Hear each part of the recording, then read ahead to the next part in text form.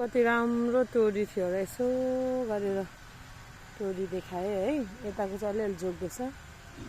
यताको तोरी हेर्नु न, यो 2-4 दिनको पानीले कस्तो भएको छ। अनि मेरो तोरी के गर्नु, यस्तै भए पनि टिप्नु पर्यो अलिअलि सिला गरेर। हिँड्दै सबै लडेर यी माथि लडे मात्र हो, यसरी पुगेको छ हो।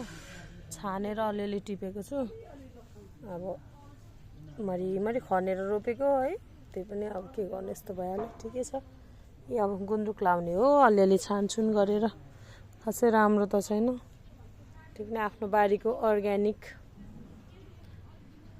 टिप्नै पर्यो। नलाग्दो भयो हौ तोरी पनि।